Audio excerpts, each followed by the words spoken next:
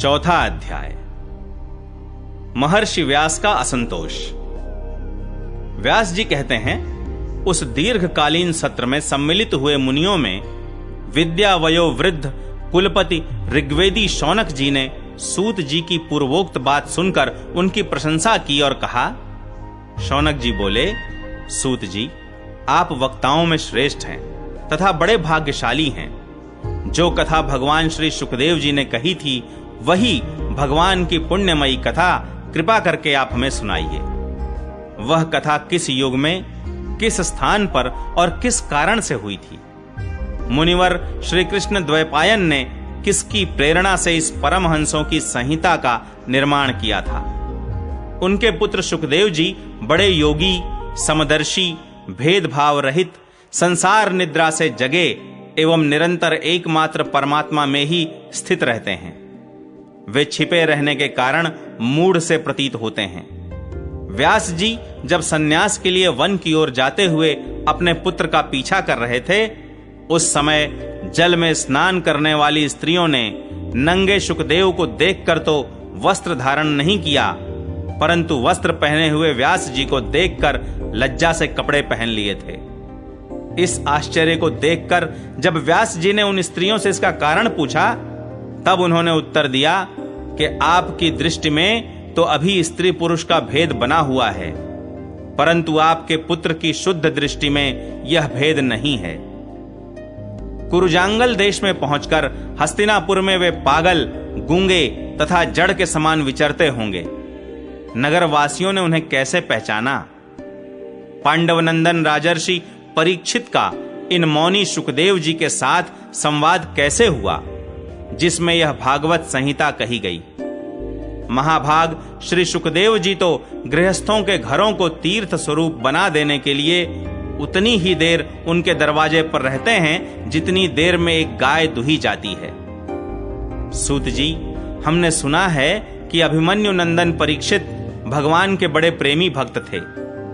उनके अत्यंत आश्चर्यमय जन्म और कर्मों का भी वर्णन कीजिए। वे तो पांडव वंश के गौरव बढ़ाने वाले सम्राट थे। वे भला किस कारण से साम्राज्य लक्ष्मी का परित्याग करके गंगा तट पर मृत्यु पर्यंत अनशन का व्रत लेकर बैठे थे? शत्रुघ्न अपने भले के लिए बहुत सा धन लाकर उनके चरण रखने की चौकी को नमस्कार करते थे। वे एक वीर युवक थे। उन्होंने उस दुस्त्यज लक्ष्मी को अपने प्राणों के साथ भला क्यों त्याग देने की इच्छा की? जिन लोगों का जीवन भगवान के आश्रित है, वे तो संसार के परम कल्याण, अभ्युदय और समृद्धि के लिए ही जीवन धारण करते हैं। उसमें उनका अपना कोई स्वार्थ नहीं होता। उनका शरीर तो दूसरों के हित के लिए था। उन्होंने विरक्त होकर उसका परित्याग क्यों किया?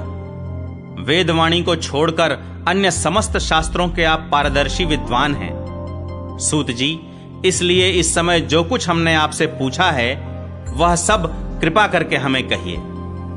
सूत जी ने कहा, इस वर्तमान चतुर्युगी के तीसरे युग द्वापर में महर्षि पराशर के द्वारा वसुकन्या सत्यवती के गर्भ से भगवान के कलावतार योगिराज व्यास जी का जन्म हुआ। एक दिन वे सूर्योदय के समय सरस्वती के पवित्र जल में स्नान आदि करके एकांत पवित्र स्थान पर बैठे हुए थे। महर्षि भूत और भविष्य को जानते थे। उनकी दृष्टि अचूक थी। उन्होंने देखा कि जिसको लोग जान नहीं पाते, ऐसे समय के फेर से प्रत्येक युग में धर्म संकरता और उसके प्रभाव से भौतिक वस्तुओं की भी शक्ति का ह्रास होता रहता है। संसार के लोग श्रद्धाहीन और शक्ति रहित हो जाते हैं। उनकी बुद्धि कर्तव्य का ठीक ठीक निर्णय नहीं कर पाती और आयु भी कम हो जाती है। लोगों की इस भाग्यहीनता को देखकर उन मुनीश्वर ने अपनी दिव्य दृष्टि से समस्त वर्णों और आश्रमों का हित कैसे हो, इस पर विचार किया। उन्होंने सोचा कि वेदोक्त चातुर्होत्र कर्म लोगों का हृदय शुद्ध करने वाला है। इस दृष्टि से यज्ञों का विस्तार करने के लिए उन्होंने एक ही वेद के 4 विभाग कर दिए।